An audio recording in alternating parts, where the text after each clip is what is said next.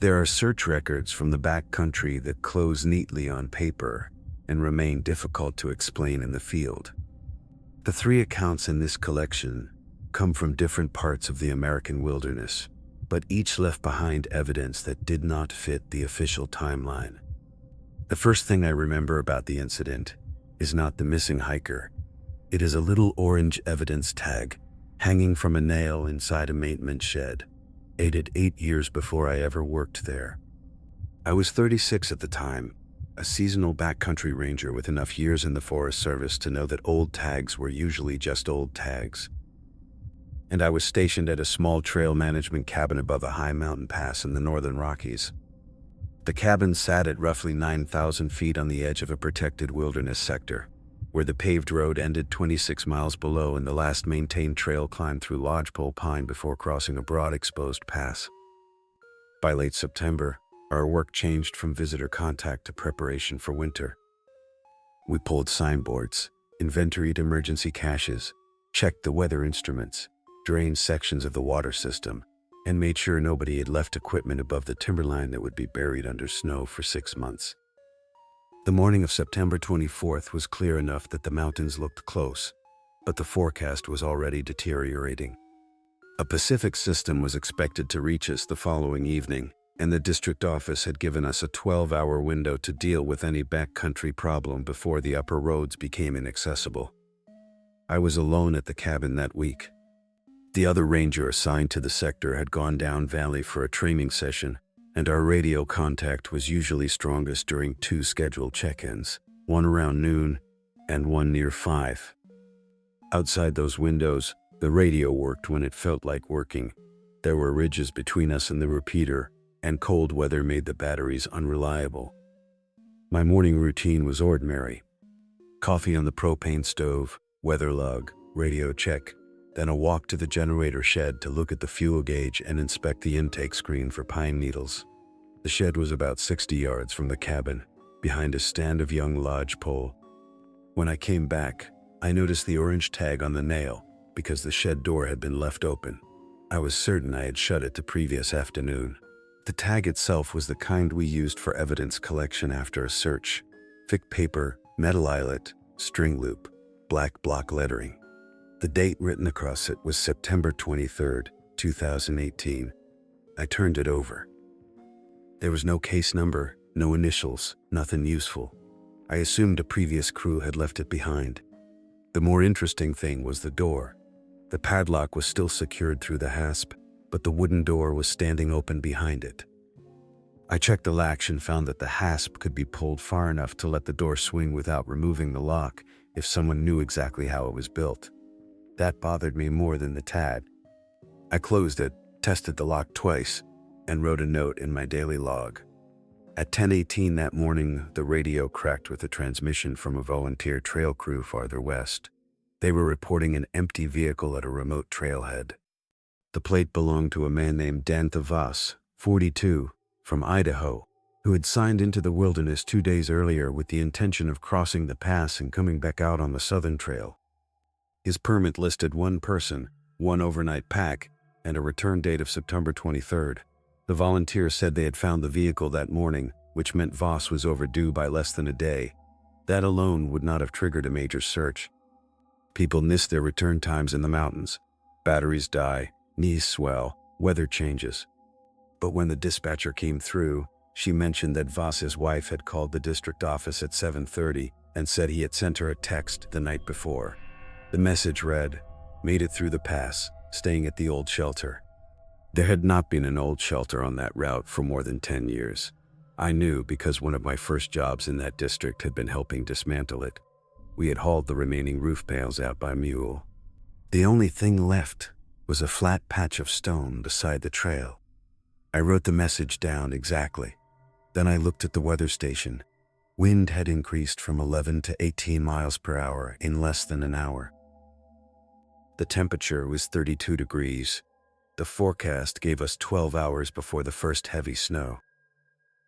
At 11:40, I started up the trail with a pack containing a medical kit, spare radio battery, insulation blanket, headlamp, and enough food to stay out overnight if necessary. The first 3 miles were uneventful. The trail followed a narrow drainage under lodgepole and Engelmann spruce, with old avalanche scars opening between the trees. Around noon, I found the first clue that Voss had actually come through. It was a small square of faded peach survey tape tied around a branch at shoulder height. Our current trail crews used blue tape. Peach tape had been discontinued years earlier because it was difficult to see against autumn grass. I recognized the color immediately because old photographs from the 2018 trail project showed it hanging all over this basin. I cut the tape free and put it in my pocket. About 40 yards farther on, I found a boot impression in soft mud. The tread looked fresh enough, but there was no second clear print beside it. That could have meant nothing. Wind had dried the other side of the trail. I kept moving. At 1:06, the radio began losing transmissions. Voices would come through for half a sentence and dissolve into static. I stopped on a rocky rise and tried the scheduled check-in. Dispatch heard me, barely. I told them I was continuing toward the pass. Then another voice came across the frequency, quiet and distorted. "Ranger Station, this is Voss." I waited for dispatch to answer. Nobody did. The transmission repeated, but the second time, I could make out only the last word, "Voss." I called back. No response. A few minutes later, the forest changed. The wind had picked up above me, but down in the basin, the air became strangely still. There was no bird movement, no squirrels.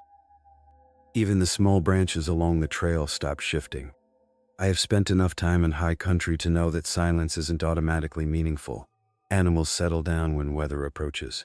What caught my attention was a thin smell of smoke. Not campfire smoke exactly, more like cold wood ash after rain. I left the trail and followed it through the trees. There was an old fire wing about 30 yards away, partially hidden beneath fallen branches. The stones were blackened, but the ash inside was pale and completely cold. I put my glove near it anyway. No heat. The odd part was that the fire ring wasn't on any current map, and there had been no legal overnight site there for years. I took a photograph, marked the location on my GPS, and returned to the trail. At 2:12, I reached the pass. The trail widened briefly where an old Forest Service route had once crossed the ridge. Snow patches remained in the shade. The sky to the west had turned a flat gray, and clouds were climbing over the peaks faster than the forecast had suggested. There was no sign of Voss. I checked the obvious shelter locations, including the stone platform where the old cabin had stood. Nothing. Then I noticed another strip of peach tape, this one tied to a dead tree facing away from the current trail. I followed it for perhaps 50 yards and found an old metal trail marker half buried under grass. The marker carried a route number that had been retired in 2018. That was when I started thinking less about a lost hiker and more about the old records. The peach tape, the abandoned route number, the cold fire ring, the message about the old shelter. None of those things proved anything. But they all pointed backward.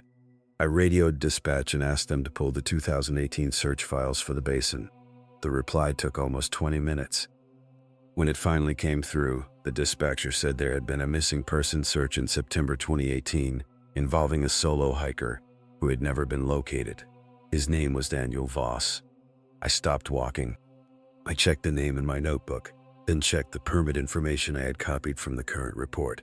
Same name, same age at the time of the original search. The dispatcher said yes. That should have been impossible, but there was an explanation available. 2 people with the same name. It happens. I asked for the date of birth. Static swallowed most of the response.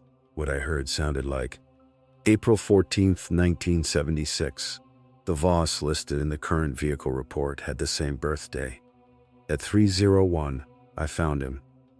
He was sitting on a rock about a quarter mile below the pass, facing downhill. His pack was beside him. He wore a dark rain shell, gray hiking pants, and a faded green cap. He looked tired, cold, and confused, but not injured. I called his name. He turned and said, "You are late." I remember that sentence because it made no sense. I told him I was there to get him back to the trailhead. He looked at my radio. then at the sky. They said I had until dark. I asked who they were. He didn't answer. Instead, he asked me what year it was. I thought he was hypothermic.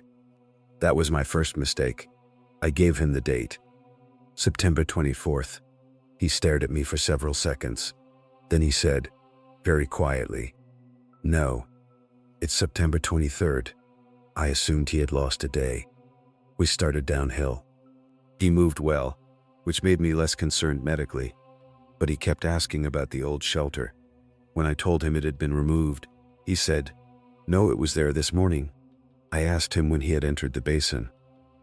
He said the previous afternoon.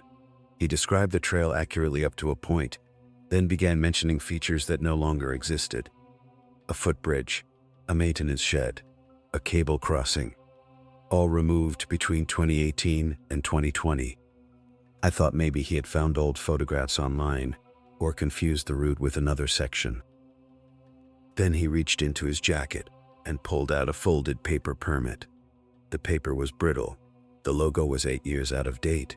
The issue date read September 22, 2018. I told him that permit was old. He looked at it and said, "That's what they gave me yesterday." We reached the cabin shortly after 5. Snow had started blowing across the pass, and the temperature had dropped below freezing. My scheduled radio check was almost impossible. I got through to dispatch and told them I had located Voss alive. There was a pause. Then the dispatcher asked me to repeat the name. I did. She said, "The current Voss search?" I said yes. She told me the vehicle had been registered to Daniel Voss, but the registration photo and driver's license were still being verified. I asked her to send a unit to the trailhead. She said the road crew was already turning around because of snow. We would have to shelter him overnight. Voss sat near the stove while I made him soup.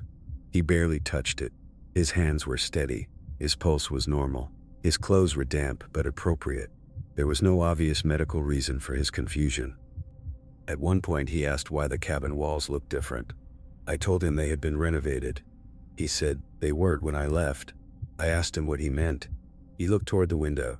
The other ranger told me this place was empty. That sentence stayed with me. I was the only ranger assigned to the cabin that week. I asked him what the other ranger looked like. He described a man who had worked in the district 8 years earlier. I knew the name because his photograph was still on an old employee board in the district office. That employee had transferred away in 2019. Voss then I said, duh. I knew where I was. Voss then asked me if the generator was still behind the cabin. I said yes. It wasn't running when I came through. I didn't tell him that I had found the shed door open that morning. At 7:16, the weather became serious. Snow hit the window sideways, and the radio went completely dead for 11 minutes. During that period, Voss disappeared from the cabin. I had been checking the generator when I heard the door move. When I returned, he was gone. His pack was still beside the stove. His jacket was hanging over the chair. I went outside with a flashlight and found tracks leading toward the generator shed. The snow was already covering them. The shed door was open again. The padlock was still secured. Inside, the generator had been switched off. On the workbench sat the orange evidence tag I had seen that morning. This time I noticed writing on the back. It was not from 2018. It was in fresh black ink. It said, "Voss located alive, 2340. I checked my watch. It was 7:31 p.m. I photographed the tag and put it in my pocket. Voss was standing 30 yards beyond the shed, staring through the trees. I called to him. He turned and came back without argument. He seemed almost relieved. At 11:40, the radio came back. Dispatch had finally reached the district supervisor, and the first thing they told me was that Voss's vehicle had been checked. The current vehicle was real. The permit was real. The driver's license matched a man sitting beside my stove. But the missing person file from 2018 contained something that stopped the conversation. A photograph of the original search team standing beside the old shelter. In the front row, partially obscured by a pack, was Daniel Voss. Same face, same green cap, same jacket. The date on the photograph was September 24, 2018. I asked Voss if he remembered being photographed. He said no. Then he looked at the orange tag in my hand. "That's theirs," he said. I asked whose. He didn't answer. The storm shut the road before morning, and Voss was evacuated the next afternoon by a snowcat crew. The official report classified the incident as disorientation combined with exposure and confusion regarding dates. The 2018 case was reopened briefly and then closed again because there was no evidence that the original missing hiker had ever returned. The current Voss insisted that he had entered a basin in 2026 and remembered nothing unusual except losing a few hours near the pass. I left the district the following spring. I never saw him again. The part that still bothers me is the evidence tag. I submitted it with my photographs. The property officer logged it into the case file. 3 weeks later, when I requested a copy of the evidence inventory, the tag was listed as originating from the 2018 search. The handwritten note about the 1140 recovery was gone. The original tag had apparently been photographed during that search 8 years earlier. I have seen that photograph myself. The tag is hanging from the same nail in the same generator shed. The official explanation was that an old image had been misfiled, and that someone had recreated the tag and then it falls for a single bit. In fact, the photograph from 2018 shows the generator shed door open, the padlock secured, and the orange tag hanging exactly where I found it. And in the lower corner of the photograph, written in pencil on the workbench, is a date that should not have been there. September 24th, 2026.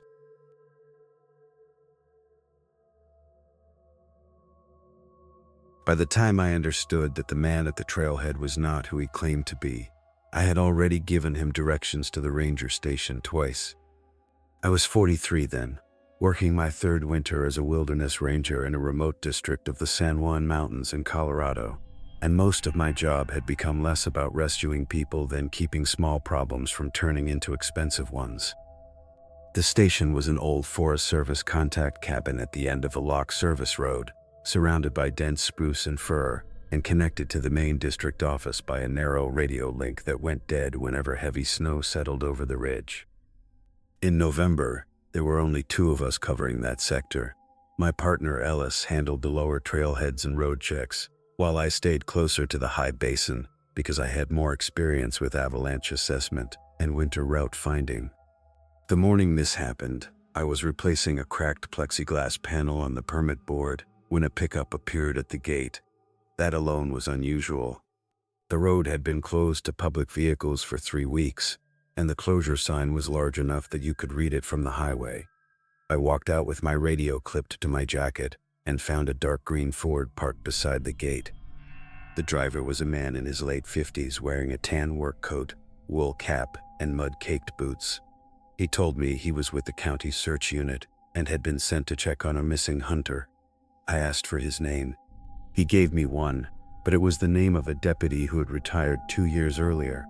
I knew because the deputy had worked with our district during a wildfire evacuation. I didn't challenge him immediately. Instead, I asked what radio channel his team was using. He said they were on our district frequency. That was the first answer that didn't fit. County search teams used a separate mutual aid channel during backcountry operations, and everyone who worked with us knew that. I asked where his vehicle was registered. He pointed down the road. Teams up ahead. There was no second vehicle. I should have stopped the conversation there. Instead, I opened the gate. That decision stayed with me for a long time. The man drove the pickup to the station and parked beside the woodshed. He said a hunter named Mark Bell had failed to return from a 2-night trip into a basin east of the station. He knew Bell's age, approximate route, and the color of his pack. Those details were enough to make him sound legitimate. He even knew Bell's emergency contact number. What he didn't know was the permit number. I asked for it. He gave me a 6-digit number that belonged to a group of elk hunters who had come through the previous October. I looked at him and said the number was wrong. He shrugged, probably an old one. Then he smiled in a way that wasn't friendly or unfriendly, just practical. We can sort paperwork later. Outside, the generator was running unevenly. The engine had developed a habit of dropping RPM for a few seconds before recovering. and I had been meaning to replace the fuel filter. The sound gave the morning a mechanical rhythm: knock, hum, pause, recovery. The man stood under the porch roof and watched me work on the radio console. He asked whether the station had a landline. I said no. He asked how often I checked in. I told him twice a day. Then he asked whether anyone knew when I was alone. That question changed the temperature of the conversation. I told him my partner did. He said, nodded, as if that was exactly the answer he expected. Around 9:20, I contacted Ellis and told him a county search representative had arrived. Ellis asked for the man's name. I gave it. There was a long pause. Then Ellis said, "Don't let him inside." I looked through the window. The man was standing beside the pickup, staring toward the tree line. I asked why. Ellis said the county had no active search, no missing hunter, no request for mutual aid. I told him I was going to ask the man to leave. Ellis said, "Don't do it from the porch." That was the first time I realized you were dealing with something more deliberate than a confused visitor. I stepped outside with the radio still transmitting and told the man there was no current search assignment. He didn't argue. He simply asked me to return his clipboard. I hadn't touched a clipboard. He pointed toward the passenger seat of his truck. There was a black plastic document case sitting there. I had not noticed it before. I asked him what was inside. He said, "Your district maps." Then he got into the pickup and drove away. He didn't speed. He didn't spin the tires. He just rolled down the service road and disappeared behind the spruce. I watched until the truck was gone. 10 minutes later, I found a folded map tucked under the porch steps. It was a photocopy of our district's winter access map, including several routes that weren't marked on the public version. One of them was the old logging spur running north from the station toward a closed fire lookout. The spur had been abandoned for years. A hand-drawn circle surrounded a maintenance cache near the top. There was also a date written in pencil, November 17th. That was 3 days away.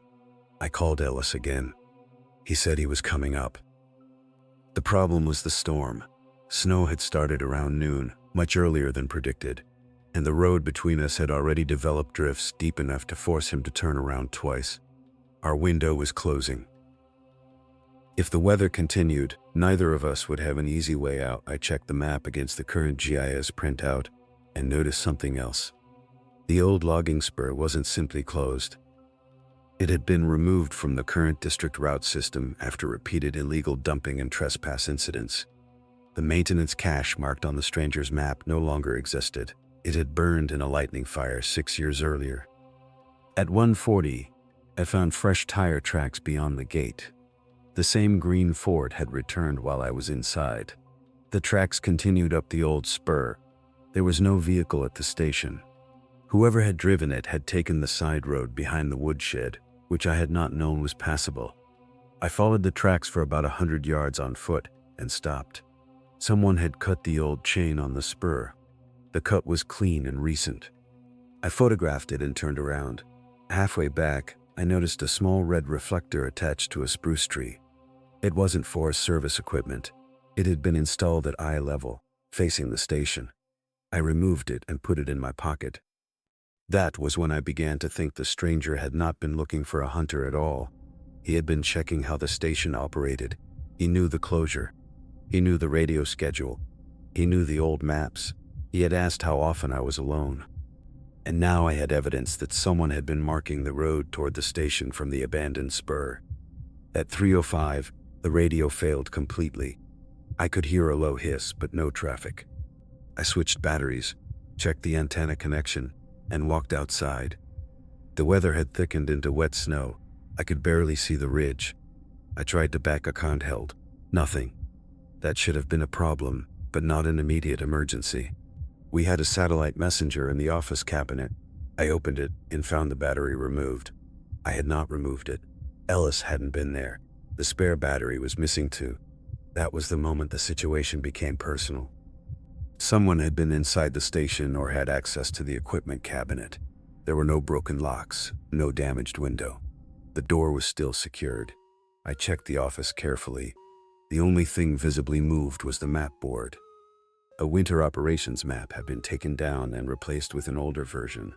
On that older map, the abandoned logging spur was highlighted in yellow pencil. I took a photograph and put the current map back. At 4:10, the green Ford appeared again. This time it stopped below the station and shut off its headlights. I couldn't see the driver. Snow moved through the beamless darkness like dust. I stayed inside. The station had one advantage. The rear wall was built against a rock shelf, so there was only one practical approach from the front. I turned off the lights and watched through the window. 20 minutes passed. Then the truck door opened. The man stepped out carrying a flashlight. He did not come toward the station. He walked to the woodshed and stood there. Then he turned the flashlight toward the cabin window. Once, twice, a pause, 3 times. It was not a signal I recognized. He switched it off and walked into the trees. I waited another 10 minutes before going outside. There were no tracks leading toward the station. His boots had crossed the packed snow around the woodshed, but then they disappeared beneath a line of fresh snowfall. That didn't make sense. I followed the visible marks around the back of the shed and found a narrow path leading toward the drainage. Someone had been using it regularly.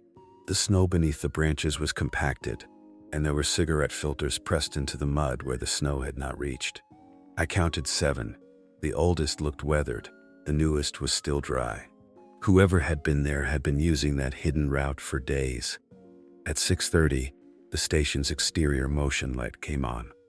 I was in the office. The light stayed on for 12 seconds, then went dark. I checked the window and saw nothing. A few minutes later, it came on again.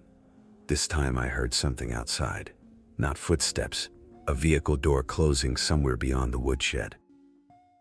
I took the shotgun from the secured equipment cabinet, not because I intended to confront anyone, but because I didn't want to be standing empty-handed if someone entered. I called Ellis on the radio again. Static. Then, faintly, his voice came through. "Stay inside. Road's blocked." I told him about the stranger. He asked whether I had locked the rear service door. I said yes. He replied, "Check it." I did. The latch was closed, but the deadbolt had been turned from the inside. I had not done that. I stood there for several seconds with my hand on the bolt. There was no logical reason to believe someone was inside. The station was small enough that I would have heard movement. Still, I checked every room. Empty. The bathroom window was intact. The storage closet was locked. The crawlspace access panel was secured. Whoever had moved the bolt had either been inside earlier or had somehow manipulated the latch through the narrow gap around the door. I returned to the office and sat with the lights off. At 7:15, the green Ford's engine started. It remained below the station for nearly an hour. I never saw the driver. Then the vehicle left. At midnight, the snow became heavy enough to bury the earlier tacks. I slept in short intervals with my boots beside the cot. At 4:40, I heard an engine again. This time it came from the old logging spur. The sound traveled through the basin and faded before reaching the station. I waited until first light. At 6:20, I walked to the gate. The green Ford was gone. There were fresh tire tracks heading out. Beside the gate was a small aluminum tag attached to a length of wire. It looked like a trail marker, but when I turned it over, I found a number stamped into the back. It was one of our internal maintenance identifiers. The identifier belonged to a radio repeater box that had been removed from the district 3 years earlier. I brought it inside. Ellis finally reached the station around noon after the road crew cleared a single lane. We checked the old logging spur together. The green Ford had gone north. About 4 miles in, we found a clearing where someone had built a temporary camp beneath spruce trees. There was no tent, just a folding chair, a propane heater, 2 empty packs, fuel cans, and a stack of district maps sealed inside a plastic tote.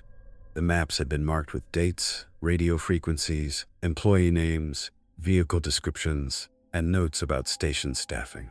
Some entries were several months old. One sheet listed my truck. Another listed Ellis's. There were times written beside them.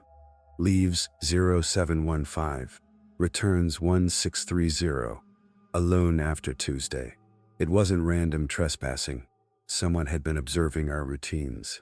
We contacted the district office as soon as we regained radio service. Law enforcement came the next day, but the camp was empty by then. The green Ford was found 2 counties away, abandoned in a commercial parking lot. The plates had been stolen. The man at the station was never identified. The name he gave belonged to a retired deputy who had died before the incident. The district officially described the event as an unauthorized trespass investigation connected to illegal hunting or timber theft. That may be partly true. There was evidence of both around the old spur. But the map suggested something more deliberate, and I never found a satisfying explanation for why someone had been studying the staffing patterns at an isolated ranger station. 6 months later, while helping archive old maintenance records, I found the same aluminum tag in a box labeled radio equipment, surplus. It had been photographed in a 2019 inventory. The tag was clearly visible in the picture, attached to the repeater box it supposedly belonged to. That meant the stranger hadn't taken a random piece of old equipment from somewhere in the forest. He had brought an item from inside our own administrative history and left it beside the gate as if he wanted me to recognize it. I don't know why.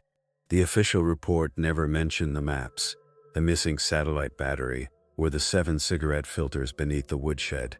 Those details were considered unrelated to the trespass complaint. I kept copies of my photographs anyway. The one I look at most often is the picture of the map board inside the station. In the corner, partly hidden beneath the old district map, is a handwritten note I didn't notice until months later. It says, "Station empty after 1800. The handwriting is not mine, not Ellis's, and not the stranger's. What makes it difficult to dismiss is the date beside it, November 17th, 3 days after the man first arrived.